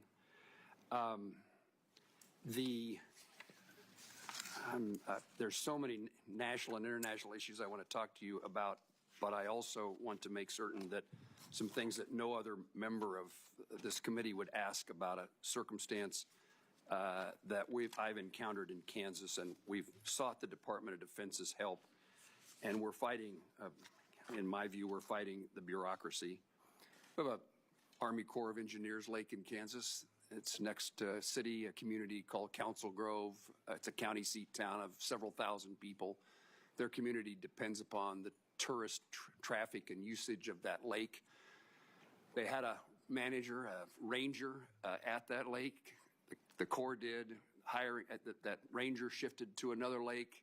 The hiring freeze prevented somebody from being hired to replace that person. The Secretary of the Army, I appreciate his cooperation, signed a waiver to allow the hiring, but now have been told weeks to months for the Army Corps of Engineers to go through the hiring process to replace the person. And if I could get your attention or your staff's attention to see if there is not a faster way. This community says that the people who come to stay and visit the lake, so at the moment the marinas threatened to be closed, there's no one to clean the latrines, no one can check the permits, so the lake is unusable, and summer is the season in which this community thrives based upon visitors to the lake. And I was told by the Army Corps of Engineers they had the person they wanted to hire. That person had applied, but the hiring freeze prohibited him from being hired. And they have people in mind to be the seasonal employees to do the seasonal work at the lake. But now the bureaucracy, my word, not anybody else's, I suppose, the bureaucracy of the Army Corps of Engineers delays this even weeks or months longer. The season, we've already missed Memorial Day. Can you help me? This is an issue we were made aware of almost in real time, and the Secretary of the Army was very responsive. He was. And I'm actually meeting, as it happens today, with the Director of the Army Corps of Engineers to, across the board, identify where this is happening and free it up, so it'll get special attention. I appreciate that very much. The season is fast dissipating for the success of that community's economic well-being. It was reported that the Pentagon is or has diverted anti-drone technology intended for Ukraine to the U.S. Air Force in the Middle East. And the explanation for that was the safety and security of our military men and women in the Middle East depend upon this technology. And I assume no one can argue with the importance of protecting our military. Was there a precipitating factor that caused that circumstance to be, that move to be necessary? And is there any plan to provide Ukraine with the necessary technology to replace that those anti-drone defenses? Senator, as you know, the Middle East is and remains a very dynamic theater. In the interest of putting America and Americans first, we're going to surge counter-UAS systems to our troops and our bases and our places first if we think there's a potential for a threat. And considering the environment there right now, that has been and will continue to be a priority for us. What about the capability of resupplying or reinserting that technology into other places, including Ukraine? Is the capacity just not sufficient to do that? We would have to review the capacity, but it's one of the challenges of all the munitions that we've given to Ukraine over these last 3 years. Is it's created some challenges in other places. I can imagine that many things are frustrating to you as they are to me, and one is our inability to have a supply chain sufficient to meet the global demands of the United States military in our country. And it is a focus that I heard you say in your testimony is one of yours. And our safety is dependent upon a private sector supply chain necessary to meet all needs, in my view, including those of supporting Ukraine. I'm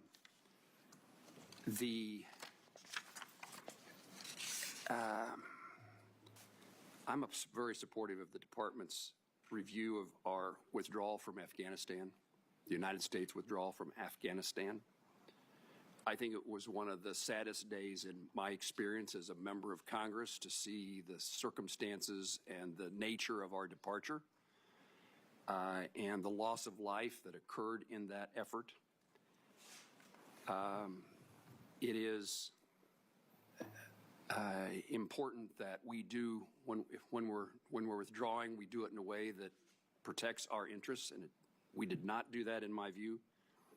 It's also a poor signal to our adversaries that we are feckless, we're incapable of doing things well. It also is a message to our allies that we may not remain strong and keep our commitments to them. So while I wouldn't debate the departure from Afghanistan, in my view, it's undebatable about the nature of the withdrawal and how damaging it was to our country. In the midst of all that chaos, we abandoned thousands of Afghans who worked side by side with Kansas soldiers. I hear about it frequently, and I heard more about it back at the time about who we left behind that were allies and friends of those who served.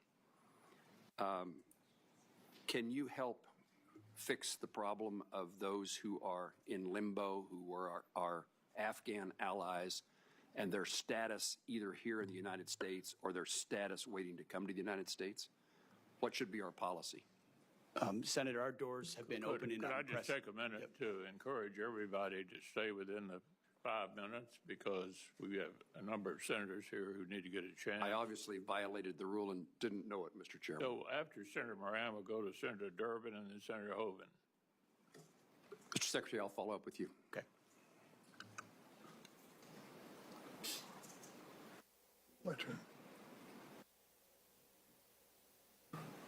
You're up. I can take a second.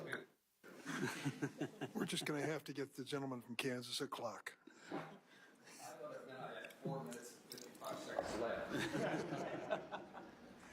Mr. Secretary, I was surprised to learn that medical research has discovered the probability that men and women who serve our nation develop certain cancers more prevalent among them than the general population. Are you aware of this? That men and women in uniform may develop certain different cancers than civilians? More frequent and the like? I'm not familiar with the particular study that you're referring to, but I'd be interested to see it. Also, I learned at the same time that brain injuries are particularly prevalent among some members of our military. And understanding the violence of that experience, it's not a surprise. But it does have long-term impact. Were you aware of that? Yes, sir. Do you know why? Well, decades of deployments to places where explosions, large and small, happen on the regular basis, and certain people are right next to small explosions on a regular basis or big explosions in one incident, or they have a duty MOS, like you're an artilleryman, where the constant thud of that alters the physical aspect of your brain in ways that we don't fully understand, but we know are caused by that service. So we're very aware of that. Do you feel a special responsibility as Secretary of Defense representing these services and the men and women who are part of them to make sure that we get as quickly as we can to the bottom of this and figure out what we can do, if anything, to reduce the likelihood of additional cancers or brain injuries? Senator, I served with a lot of men who were affected in a lot of ways by those types of symptoms, including symptoms that led to the taking of their own life. Yes. This is a deadly serious issue. We are committed to getting to the bottom of who it affects and why, and making sure we do right by it. So let me tell you what I've done about it. As chairman of this subcommittee at one point in time, we have dramatically increased the medical research to protect the men and women in uniform. As we learn these things, we want to get to the bottom of it as quickly as possible. It is enough for me that they risk their lives for our country. We shouldn't make it a more dangerous situation, and we ought to understand what's going on in their minds and their bodies when they serve. And as a result of that, we have dramatically increased defense medical research. I think we owe it to the men and women in uniform. Your budget cuts two-thirds of that amount for defense health research. How can that be consistent with our mutual goal of making the military life a safer life for our men and women in uniform? Well, Senator, I would take issue with your characterization that all two-thirds of that, whatever was reduced, is focused on the issues that you just spoke about, because those are issues that, as a secretary who's very close to these issues and knows people close to these issues, my team knows that's exactly the type of research that we would fund. But we did find lots of other research inside the Defense Department to the tens and millions, and in some cases, hundreds of millions of dollars that was a boondoggle for the American people. Why? And we were proud to get Give me rid an of it. example of a boondoggle in medical research in There are defense health. I mean, we're talking about some stuff I shouldn't say in public. You know, marbles in the rear ends of cats, tens of millions of dollars, things that don't have like the a connection to what you're talking about. So I respect the 350-year-old Social Security check that the president told us? Senator, I respect completely the issue that you're speaking with, and this department couldn't be more sympathetic to that and ensure that it's funded. But the Defense Department has been a place where organizations, entities, and companies know they can get money almost unchecked to whether or not it actually applies to things that happen on the battlefield. That's what we worked very hard to find in ways that other secretaries have not. Let me tell you, This committee and others talk about waste, fraud, and abuse all the time.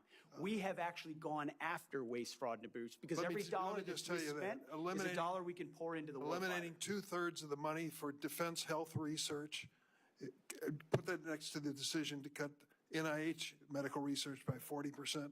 Does that make America great again for these military families? I don't think so.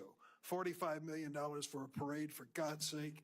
Money should be put in defense medical research instead of wasted on some pomp and circumstance for the president. This is not consistent with what the men and women in uniform deserve. Senator Hoeven, then Senator Schatz, Senator Bozeman. Thank you, Mr. Chairman. I want to thank you for being here, and I want to thank you for your service as well, Mr. Secretary General. We appreciate it. I want to talk about our strategic defense, and in two aspects. One's our nuclear forces, and then the Golden Dome concept. And if you think about it, you know, they really go together. In other words, our nuclear forces, the nuclear triad is what has kept any country from ever challenging us with any kind of nuclear weapon, right? And it's done that since World War II. So it's vitally important that we maintain the strongest nuclear arsenal in the world. Would you agree with that, Mr. Secretary, and also General? Senator, no doubt. Our nuclear triad is the silent foundation of our entire deterrent effect. And that's why this budget fully funds all three legs of the triad and makes sure we're leaning forward and ensuring we have the most capable nuclear deterrent possible. General? Sir, I'd agree with that, sir. Right. It is the bedrock on which all our conventional forces reside. So we've got to update our nuclear forces to make sure that they're always superior to any near-peer adversary. That's the Sentinel program. Now, in 2025, $1.7 billion was taken out, which we are putting back in through reconciliation. And there's 4.1 in 26 versus the 5 that was originally asked for by Air Force.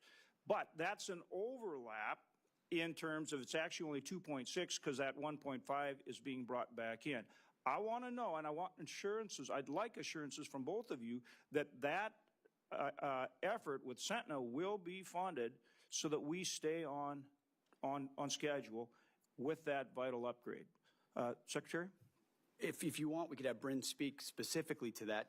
That we are funding it fully? Yeah, the key question here is a commitment to keep that on schedule. Yes, sir. The Sentinel is fully funded. The only reductions in 26 were a reflection of the Nunn-McCurdy breach that the Sentinel program experienced. But since then, there's been a restructuring, which the Secretary can speak to. And Secretary and General, y'all are committed to keeping that on schedule and providing the funding to do it? The challenge with that program has been how it was administered from the beginning, which everyone in this committee is aware of, leading to the Nunn-McCurdy breach, leading to an understanding of how we do it properly. We are putting our best people with a daily focus on this program to get it back on track, because that's how important it is. So you are committed to keeping it on schedule. And on Nunn-McCurdy, generally Air Force, I want to commend. They've done some good work, and we've worked closely with them. But we need a commitment to keep the funding going, to keep them on schedule as well, with the revisions based on Nunn-McCurdy. The funding is there, Senator. It will be incumbent on the service and others to keep that on track. But it has not, thus far, been a program that's done that. Right. But I'm not criticizing you. I'm trying to make sure you're committed to keeping that funding in place to do it. Is that the case? The funding is in the budget for FY26 completely. Okay. General? Sir, I'm guessing you know that in my job, I don't actually fund anything. I just recommend and advocate for. So I'm going to defer to my bosses to the left on the. I understand, but there's a difference between what you all in the Air Force have asked for and what's in the budget. Yes, I sir. understand the Nunn-McCurdy adjustments. I just want to make, and we're working closely with Air Force, and we'll continue to. I just want to make sure the commitment's there. Sir, you've got my support to continue to advocate for the program through the Air Force and through the chief and the secretary down there. Thank you, sir. And then I want to flip to the other side of the coin, which now is Golden Dome. I mean, we've got the nuclear forces, so nobody ever tries to fire a missile at us, right? And then with the Golden Dome, it's, well, I guess if they do, we're going to take it out. Now, in that regard, you've got a number of programs that are critically important to our capabilities to make sure that we have better technology for our forces than our near peer. So, for example, TRMC, Test Resource Management Center at Air Force, we're now developing the Sky Range program at the Grand Forks Air Force Base, which enables us to test hypersonic missiles. I wonder, George Rumford leads that program. I wonder, understand your commitment to that program. To drone, counter drone, which we're seeing is so important. And again, we've got both a test site as well as Grand Sky Technology Park on the Grand Forks Air Force Base. Your commitment to upgrading ISR, not just trying to do everything from satellites. So think next gen ISR, taking beyond Global Hawk, right? Which you need in places like, whether it's supporting Ukraine or certainly in the Middle East, and like the very good work you did taking out the Houthis and putting a stop to that nonsense. Okay, and then also SDA and the low Earth orbit satellites. Starting with you, Secretary, talk about your commitment to those programs, and if you agree they're vitally important, both in terms of achieving Golden Dome, but in terms of our near-peer challenges, in terms of maintaining our capabilities, our superiority. And same thing, General, I would put the same question to you as well. Well, Senator, I certainly agree about your lens. Your lens is near-peer adversaries, capabilities to threats, and defending the homeland. Things like hypersonics, like UAS, counter-UAS, ISR, critical to that. That's why there's robust increases in those budgets in all of those places, both for how they might be applied in the Indo-Pacific or elsewhere, but also integrated into the Golden Dome. Thank you. Senator Schatz, and then Could the General respond? Sir, I'd echo the Secretary's response. The effects are the key, and we'll stay close on the effects that you're trying to achieve, and I appreciate your advocacy for those effects. Yeah, I'm going to continue to work very hard to make sure that we have resources going into those programs, because that's where, as they say in hockey, that's where the puck's going. Yes, sir. Thank you. We'll take all resources at all times, sir. Thank you. Thank you, Chairman. Secretary, thank you for being here. Good to meet you. General, thank you. Ms. McDonald. I'll start with General Caine. Is the United States being invaded by a foreign nation? Sir, thanks for your question. I think at this point in time, I don't see any foreign state-sponsored folks invading, but I'll be mindful of the fact that there has been some border issues throughout time, defer to you to DHS, who handles the border along the nation's contiguous outline. Is there a rebellion somewhere in the United States? Sir, I think there's definitely some frustrated folks out there. I mean, if frustrated folks were a rebellion, and I guess that goes to my question for the Secretary. Two things. There should be some sort of paper flow that the committee, the Congress, the public can look at in invoking Title 10, Section 12406. So can you give us some clarification on whether the orders that were issued apply to specifically Los Angeles, to California generally, or is this a nationwide order?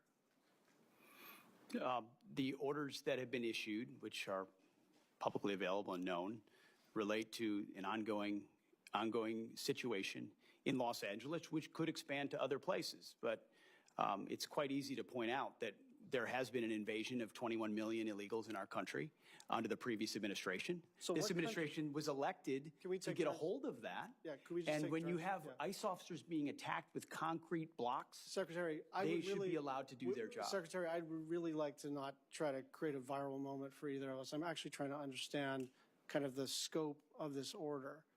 The order effectuates the ability to mobilize the Guard and the Marines. In the order, it does not specify a location. It does not specify which Marines or which Guard. And I'm trying to figure out, if you decided to do this collectively in Kansas or any other place, would you need to specify a new sort of fact pattern, or do you think this order applies to any Guard, anywhere, any service branch, anywhere? It's just I get your justification. We disagree about the circumstances. I'm just trying to figure out, did you just potentially mobilize every Guard everywhere and every service member everywhere? I mean, create the framework for that. I understand you didn't. I'm saying, what does the document do, in your opinion? Senator, if you notice, the initial order of 2,000 in California was followed by a follow-on order for the additional 2,000, with a recognition that the situation there required more resources in order to support law enforcement. So part of it is getting ahead of a problem so that if in other places, if there are other riots in places where law enforcement officers are threatened, we would have the capability to surge National Guard there if necessary. And thankfully, in most of those states, you'd have a governor that recognizes the need for it, supports it, and mobilizes it him or herself. In California, unfortunately, the governor wants to play politics with it. I did step on the last part of your sentence, so I'm going to try to take turns here. Just on the 747 question, did the Department of Defense initiate the conversation with the Qataris? Did they initiate the conversation? How did that go? Senator, I have to go back and review it, but we've been a part of the ongoing conversation. Yeah, but I think it kind of matters who's asking, doesn't it? Ultimately, the Defense Department is, or soon will be, when the Memorandum of Understanding is signed, in receipt of a gift from the Qatari government that could serve, once it's modified, eventually as something that the president could use. I mean, I think this is illegal and unconstitutional, and I won't rant about that, but I actually think from the standpoint of our collective responsibilities, it very much matters what the paper flow was, who started these conversations. Did it come out of the White House? Did it come out of the Secretary of State or the President or the SecDef or at a lower level or ambassadors? Like, we're entitled to know, because we can agree or disagree about the propriety of this. But my basic request of you is that if we're going to disagree, let's disagree with the same set of facts. Let's have the documentation on the Qatari aircraft. Let's have the same set of documentation about what these orders do and don't do with respect to Los Angeles. Because if we're just going to scream past each other and then see who succeeds more on the internet, that's actually not the way to do this work. We're supposed to be in struggle against each other, but in a way where we actually have all the information. You have our information, we have yours, and so I'm hoping that we can get some documentation about both matters in a nonpartisan, bipartisan way. Thank you. Senator Bozeman and Senator Sheehan. Thank you, Mr. Chairman, and thank you all for being here. Thank you for your service to our country. Mr. Secretary, Ebbing Air National Guard Base in Fort Smith, Arkansas is the home to the F-35 Foreign Military Sales Pilot Training Mission. They recently graduated the first 2 Polish pilots, an accomplishment we're very excited to see repeated. Mr. Secretary, can you explain the importance of training our partners and allies on American systems and how that enables mission readiness and deterrence around the world? Senator, it's a great question and a great point. Our ability to project power by, with, and through allies is one of the most important force multipliers that we have, including not just these sophisticated platforms like the F-35, but the training of their people, and including something we're putting a lot of emphasis on, which is military-to-military training, which creates enduring bonds over generations that we're then able to leverage for future capability. So I'm encouraged to hear about those 2 graduations. I know it's a program we're investing in. I know it keeps our defense industrial base robust. It also projects capabilities to allies and partners. So that's a program we're aware of. We think is very important, and appreciate you raising it. Very good. General Caine, we've seen how quickly munitions are expended in high-intensity conflicts like in Ukraine and Israel. How vital sustained supply chains are in modern conflict, the importance. I had the opportunity of taking your predecessor into Camden, Arkansas. Yes, sir. To see the great work our industry partners are doing to help solve the problem. However, the department's organic industrial base also fills important capability gaps. Do you believe the department's organic industrial base meets our munitions needs? And if not, where can we invest more to fix that? Sir, I appreciate the question, especially about munitions. You know, one of my jobs as the chairman is to make sure that the youngsters have the combat capability that they need at scale before they need it. So I appreciate the committee and the Congress's investment in the defense side of the munitions build base. My hope is, as I've talked about with some of the committee leadership before, is that we can raise everybody's capacity. Do that through changing the culture in not only the munitions production, but across the entire national and defense industrial base. Encourage competition to keep the prices down.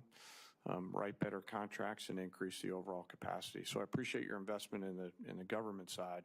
I hope we can continue to grow the private side as well, not just here, but also in our closest allies and partners. It's an important issue, sir. Thank you. Very good. Thank you. Mr. Secretary, while Ukraine's Operation Spiderweb was a success, it also highlighted just how vulnerable our installations remain to potential attacks, particularly from emerging threats. Putting on my MILCON chair hat for a second, how does this operation change the way we think about installation security, survivability? It's an excellent point, sir. I will say that even before that operation, it's something we've put on the forefront of our planning, of the conversations the chairman and I have on a regular basis. It's force protection, forward deployed, but then it's also a recognition here in the States. It's cheaper, attritable, commercially available drones with small explosives represent a new threat, as was exemplified in that operation. That day, we met and our staffs met to reevaluate and ensure we're doing enough and to get a full layout once again of the force protection CONUS and OCONUS to see what systems we have and which ones we need and which ones we can fast forward so that our troops are protected. First and foremost, forward deployed. That's the question about from Ukraine to there as part of that, but also in our homeland. And that will be a part of Golden Dome also, the reality of drones of different types. But it's a critical reality of the modern battlefield that we have a responsibility to address. Thank you very much. Thank you, Mr. Chairman. Thank you. Senator Senator Shaheen, followed by Senator Capito. Thank you, Mr. Chairman. Mr. Secretary, General Caine, welcome. Thank you for being here. Both of you mentioned in your opening remarks the challenges with our defense industrial base. And General Caine, as you think about that, how do lead times for the defense industrial base affect your ability to resource worldwide operations? And are you concerned about those delays?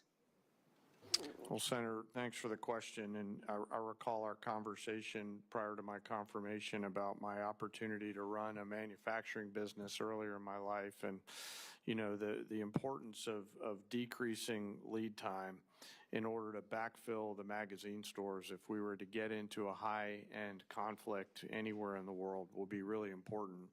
And as the Secretary and I consider what does the force of the future require for the munitions, I'm always thinking about lead time and what has to be true to solve the problem of shortening that lead time and, frankly, also lowering the cost to the taxpayer while assuring the quality that we need out at the tactical edge. So it's a key portion, ma'am. Mr. Secretary, when you were asked about the impact of President Trump's tariffs under Section 232 on the defense industrial base, you commented that you're in the business of tanks, not trade. But you can't buy tanks without trade.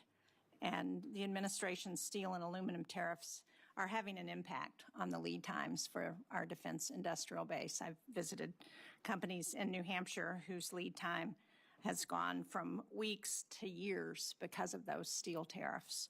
So how does the department address that? I asked this question of Secretary Ludnick at the Commerce hearing because he was talking about the benefit of those tariffs. But in the short term, I asked him if he had notified DOD about the tariffs because clearly it's going to have an impact on our defense industrial base. So did the Secretary raise that with you and with the Department of Defense? And how did you respond, and how are you addressing the impact on DOD and the defense base because of those tariffs? Secretary Lutnick and I have had multiple conversations about this, and I'm grateful that he is leading the charge on rebalancing our trade relationships. And a big part of one of the complicating factors we face at the Defense Department is critical systems, whether they're tanks or munitions, you name it, that are reliant on supply chains elsewhere. And rebalancing that trade relationship means you're bringing industry home, you're bringing capabilities home. I understand. Right now we have a lot of vulnerabilities in the long term on that. How the benefits accrue. But in the short term, how are you addressing that issue? Because there are short-term impacts. And how are we going to address that if we need munitions or tanks or whatever it is, and we don't have the steel and aluminum because of the tariffs? I would first say, Senator, that somebody had to stand up and say stop on this cycle of sourcing elsewhere and relying on supply chains elsewhere and allowing for unfair trade balances. And that's what President Trump and Secretary Lutnick have done. So somebody had to do that. But at the same time, yes, we are working. How are you dealing with the short term? In the short term, we're working very hard on the commercial side with allies and partners, other places where we can source the materials necessary as fast as possible, commercially available, to address any shortfalls. But we're grateful for the fact that those trade relationships are being right-sized. General Caine, earlier in the conversation, ISIS came up and the resurgence of ISIS in Syria, given the changes there, are a real concern. How important is it that you think we maintain troops on the ground to address any potential resurgence of ISIS? Ma'am, I don't recall the conversation being linked to any particular part of the world. It wasn't. Yes, it was just about ISIS. But I'm asking you because Syria is the most likely place for ISIS to resurge, and we know that there are cells there that are, we've seen it in the last few weeks where they attacked. Yes, ma'am. I'd be happy to sit with you sometime in a different setting to talk about the CT threats and my views on them at the classified level. I think I'm actually somewhat hopeful around the pressure that we have against ISIS in Syria right now, given the change of government there through a unique set of circumstances that nobody could potentially. I agree. My concern is the withdrawal of U.S. troops would provide an opening to ISIS. Yes, ma'am. And of course, I'll defer. That's a policy decision. They'll defer to the Secretary. Let me just correct the record here before I close. I'm out of time. But, Mr. Secretary, you pointed out that javelins were given to Ukraine during the first Trump administration, and I support that. But I would point out that he was impeached over holding up, giving those javelins and equipment to Ukraine. So I think as we look at the record, we ought to try and be accurate about how we portray things. Thank you, Mr. Chairman. Senator Capito, Senator Murphy, and then Senator Kennedy. Thank you, Mr. Chairman. Thank you, Secretary Hegseth, and thank you, General, and thank all of the men and women every day that serve us and protect us. We're extremely grateful. Secretary Hegseth, you and your team are working on a national defense strategy. I'd be interested to know when you think you'll be coming forward with that. We know that the last year the Commission on the National Defense Strategy found that, quote, there's a high probability that the next war will be fought across multiple theaters and would involve multiple adversaries. How are you thinking about these interconnected threats, and how will your national defense strategy establish a new force to meet those challenges? And when do you think that report will come forward? Senator, it's the right question. It drives almost all of our decision-making, certainly on a topic related to budget. We did an interim national defense strategy almost immediately upon arriving because with a new administration, our planning guidance was from the previous administration that we think had the wrong priorities or some of the wrong priorities. And by issuing that interim national defense strategy, it allowed our building to plan around the priorities of President Trump. So that was, and that interim national defense strategy focused on defending the homeland, a recognition that that is important, our pacing threat in the Indo-Pacific, and then burden sharing for our allies and partners, making sure that they're stepping up so that we can focus where we need to. I would anticipate that our national defense strategy will include a lot of those ingredients, but more fully developed. I would expect late summer. Okay. Is if I were to put a pin on it. But that interim strategy has driven why we're investing, where we're investing, and I think driven a lot of difficult decisions. There are things in this budget that we have to address that have been deferred for a long time, that we're willing to say that may have been a fight for the last 20 years, but it's not as applicable to the long-range fight we think we may need to be a part of in the future, or it's not survivable given what we've seen in the last 3 years in Ukraine and the way the battlefield is changing. That's what I would hope the American people would expect from their department, leaning on the military expertise of our uniform class to try to get it right. Thank you. We'll look forward to that report, and that leads me to my second question. And I'm interested in listening to all the questions that this hasn't been asked, and this is a question on space superiority. I mean, in my view, I think a powerful destabilizing force would be if China were to get the superior hand in space. General Saltzman has said that he feels that we do not have what we need to fight on our terms. So I would imagine in your national defense strategy, but also reflected in your budget, how does this match with the need for us to become space dominant? I would be remiss if I didn't take a moment to point out that it was President Trump that created the Space Force, when a lot of people said he shouldn't in his first administration. And that's been critically important to us gaining advantages in that space, to include our ability to implement something like the Golden Dome. We also are able to leverage world-class private companies that come alongside DoD to help us with that capability. Obviously, how we rapidly field things is going to matter. And then you'll see, some of which is classified, obviously, ways in which we're investing in this budget to ensure we maintain dominance in space. That is the frontier. That is a COCOM, if you will, that we need to be able to understand fully and defend against and match our adversaries. Well, it's interesting because I think there's a tremendous interplay between the military superiority that we could achieve in defensive capabilities in space, along with what's going to happen in the private sector. Because if we don't achieve this, militarily or defensively, we're not going to be able to have the private sector superiority that we all enjoy in every facets of our life. So last question, you mentioned, and I'm very proud of this fact, that the recruiting goals that have been, we've seen them falling short, with the exception of the Marine Corps. I want to give them a shout out because they were meeting their goals. You said that they are higher. So I assume you have some of the statistics as to how much the recruitment is up. I'm curious to know for women, if the recruitment up for women and how you see that. Do you have the statistics? Yeah, I mean, I think there was plenty of pre-criticism that certain groups would not be interested in joining the military in this environment. And we've seen the exact opposite. Because for us, it's not about women or men or black or white. It's about we want the most qualified Americans possible in our ranks who are ready to go, and they have responded. So across the services, the Army's 4 months ahead. The Air Force is way ahead. The Navy's way ahead. And we're going to meet goals well beyond the goals that were reduced by the previous administration because they could not recruit. So we're talking about far surpassing anything that was done before. Is there one prevailing thought when you're doing your after recruiting, talking to a recruit that's signing up? What's the difference? The difference is a commander-in-chief they believe in, Senator. Thank you.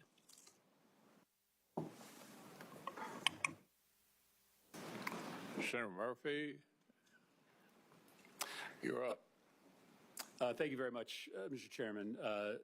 Thank you, Mr. Secretary, for being here today. I wanted to build on some of the questions that Senator Schatz was asking, just to try to build a fact predicate for some of the tough spending decisions we're going to have to make here. Just to confirm, I heard you say with respect to the gift of the plane from Qatar that we do not yet have a signed MOU with the government of Qatar. Is that right? Correct. We're in the process of working through that. And did you also say we don't have a signed contract with the company that is going to do the work? Or did you say that we have a contract, you're just not willing to disclose the terms? The terms should not be disclosed of anything related to an aircraft of this type. So in 2018, when the contract was signed with Boeing to do the upgrades or the new contracts for Air Force One, the terms of that contract were disclosed. They were made public. In fact, it was the Trump administration that issued a press release giving the total as $3.9 billion. Are you saying this time around, even after you sign the contract, you're not going to make public any of the terms of the contract? I wasn't involved in that previous administration decision, but we're happy to take a look. The Air Force testified before the House that that contract would likely deliver the new Air Force Ones by the 2028 timeframe.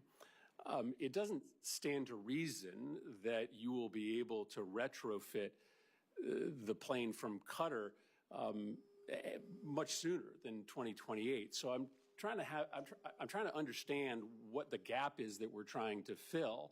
If this contract ends up being $500 million and the gap only ends up being 6 months, that doesn't sound like a wise investment for this committee to make. Senator, I would defer to the expertise of the Air Force as far as timing of modifications and when that would happen, but there's also been delay after delay after delay on the Boeing side, so I don't know that's a firm fixed date yet, unfortunately, can be counted on. So obviously the underlying question here is what is going to happen to the plane at the end of Trump's presidency. The president said on May 12th that this plane would be transferred to his presidential library at the end of his term. Is that your understanding of what is going to happen to this plane? The president said that. That's my understanding, although I would look at what comes out in the MOU. But why would we ask the American taxpayer to spend upwards of $1 billion on a plane that would then only be used for a handful of months and then transferred directly to the president? That doesn't sound like a wise use of taxpayer dollars. A lot of the capabilities, as you know, Senator, of that particular platform are and should remain classified. So there are reasons why you might modify, even for a short period of time, an aircraft to ensure the safety and security of the President of the United States. But when do you believe that those upgrades would be made? How long would the President have it before it got transferred to his personal possession?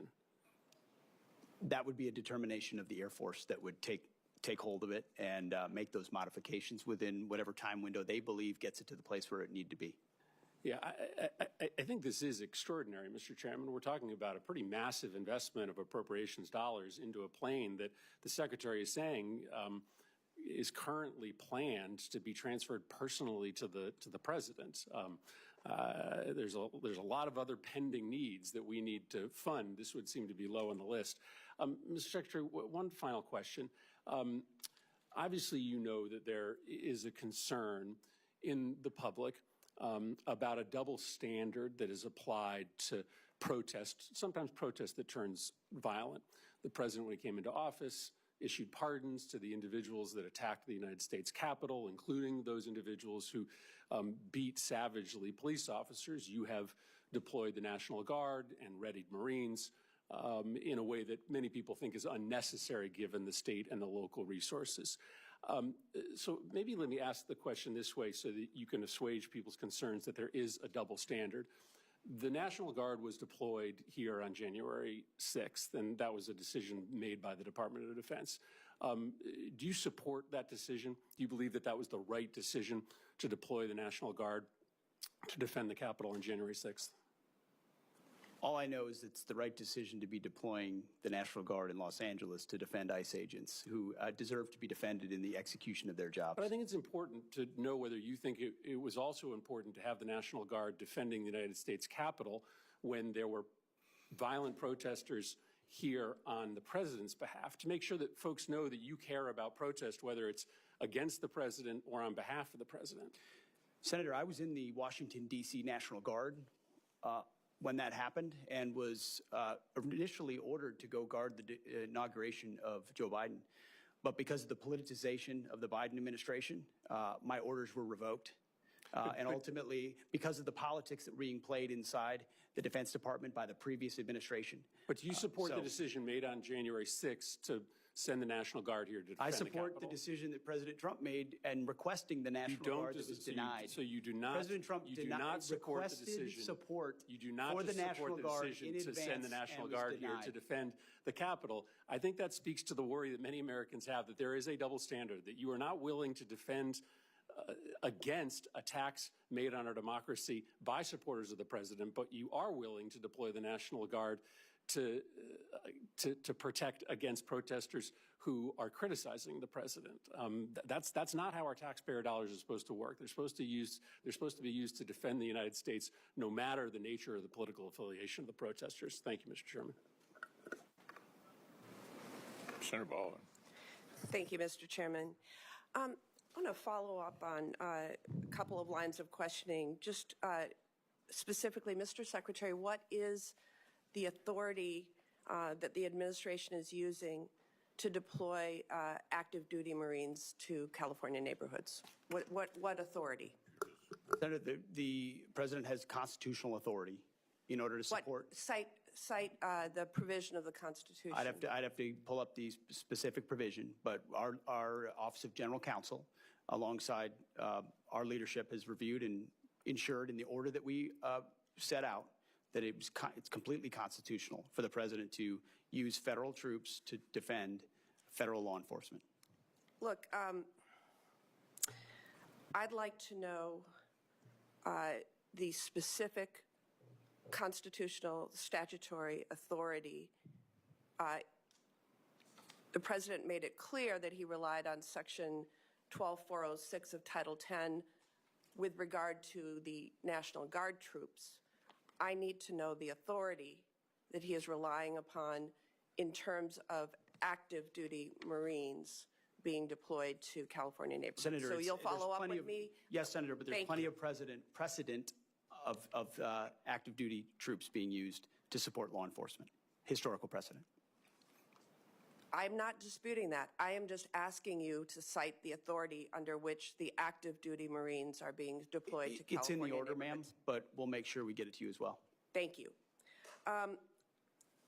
I want to dovetail on a couple of other comments also with regard to the lack of specific detail in the budget request for the Department of Defense. I take great pride in Wisconsin's contributions to our national defense, and that includes many Wisconsinites who are hard at work building the Constellation-class frigate. There is no mention of frigate procurement, just like Senator Collins noted that there's no mention of destroyer procurement in the budget materials that you provided to this committee. My state makes the frigate. I'd also note that there's no mention of the destroyers, as I said. So really, we are looking at a very incomplete budget request when we are just 4 months out from the beginning of the next fiscal year. Mr. Secretary, this committee takes the appropriations process seriously.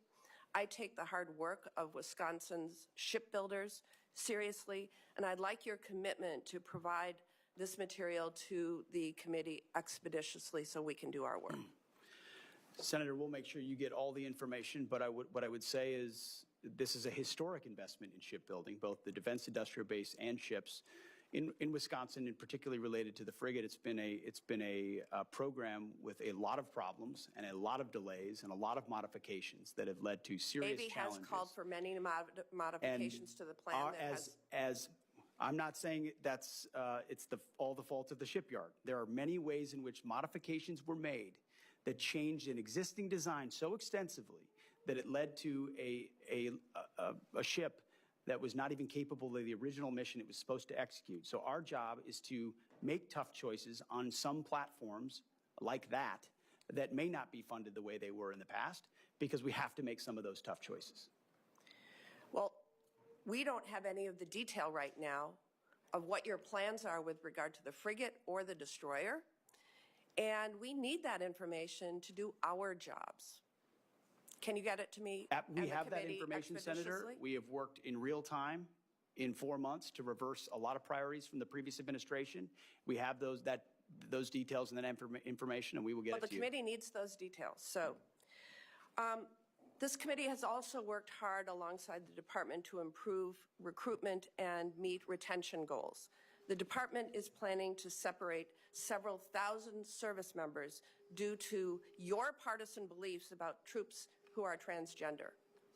Mr. Secretary, I've seen your speeches and social media posts, but what I'm interested in is the sound policy analysis that we would expect from the Secretary of Defense on how this misguided decision will impact military readiness. My colleagues and I have requested this information from you, and we are still waiting to receive it. And so I will ask you now, what assessment did the Department of Defense conduct prior to implementation to evaluate the impact that this policy would have on our national security? Moreover, what is the cost to recruit and train thousands of individuals of comparable experience and skill? Thankfully, recruiting is not an issue. It's at historically high levels, and we're proud of the cross-section of Americans that are joining. What analysis did you do? We did extensive analysis, Senator, and we agree with the assessment of the executive order that was issued by the White House that there are mental health issues associated with gender dysphoria that complicate military service and readiness, and as a result, we made the decision. I have asked for that analysis. Please provide it to me and the committee. We will provide it. And then, Mr. Secretary, I think we can all agree that we are at a critical point in our history with respect to global threats that need to counter adversaries like China and Iran. You've gotten a number of questions along those lines. And I'm disappointed that you are instead focusing on a class of ships named for civil rights leaders. You chose Pride Month to direct the Navy to rename a ship named for Navy veteran Harvey Milk. This committee will continue to pursue serious work in the interests of American national security, and I ask you to choose to join us in that endeavor. Senator, we're not interested in naming ships after activists. That's the stance we're taking. All right, where we are, due to the interests of all of the members of the subcommittee, is right near the end, Mr. Secretary, we're going to call on Senator Murkowski, and at that point, the hearing will conclude, and if anybody has additional questions for the record, they can submit it or response. Senator Murkowski. Thank you, Mr. Chairman. Gentlemen, Mr. Secretary, General Caine, welcome, welcome. And I also want to recognize, General, your trip north to Alaska last week or 2 weeks ago. We appreciate that. We all know, everyone in this room knows the strategic role that Alaska plays when it comes to being on the front lines, whether it is the threat from China, Russia, Iran, North Korea. We're sitting up there. We host the backbone of our nation's missile defense there at Fort Greely, advanced fifth-generation fighters at Eielson and at JBER, critical long-range radar and surveillance systems throughout the state. We've got key airborne forces at JBER, Fort Wainwright. I mean, it's good. It's solid. We appreciate it, and we think that we're in a pretty critical place, and we think that you recognize and acknowledge that we're in a pretty critical place. And yet the FY25 Defense Budget Overview document that was released under the last administration stated that the goal of the budget request in terms of the Arctic was to, quote, develop a monitor and respond approach. I thought that that was a pretty passive approach in a highly critical region. We don't need to go into how many icebreakers we have versus Russia. The good news is that with this reconciliation bill that we're talking about, we move to make a difference in an aggressive way that is really, really important. But I will share with you that I'm a little bit frustrated where we've got stated support for the role in the Arctic region, and I'm assuming that means the U.S. Arctic region. There's a seeming fixation on Greenland that I think sends, I don't know whether it's a troubling signal or a mixed signal, that we're looking past the significance of the U.S. Arctic and the area that is already part of the United States, and happily so. But I like to remind people, everything that the administration wants in Greenland, when it comes to strategic location, when it comes to resources and minerals, we've got it on the U.S. side. So I think any serious Arctic policy has to start with a serious investment in Alaska. We've built it. We need to do more. I would just ask both you, Mr. Secretary, and General Caine, your view of the strategic importance of Alaska and more importantly, the broader Arctic, because this is really, when we're talking about DoD posturing, to make sure that we're deterring adversaries in the region. I just came from a relatively uncomfortable exchange with the Army Corps of Engineers. We don't have a deep water Arctic port in the United States. Everybody says it's important, and the signal of importance that we got was a $3 million placeholder in the budget. To me, that doesn't signify significance. I'm going to stop talking to listen to both of you. Thank you.